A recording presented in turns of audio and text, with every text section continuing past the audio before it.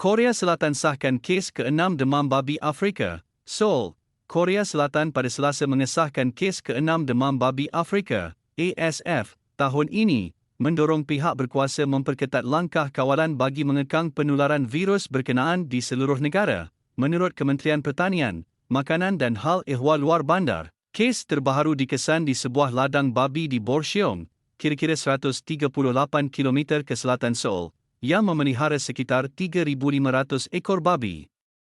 Kerajaan mengambil langkah pelupusan terhadap babi yang dijangkiti serta menguatkuasakan perintah sekatan pergerakan ke atas semua ladang babi dan kemudahan berkaitan di dalam dan sekitar Borseong sehingga Rabu, jam 6 petang. Negara itu sebelum ini mengesahkan kes pertama ASF tahun ini di Gangneung, diikuti 2 kes tambahan di Anseong dan Pocheon.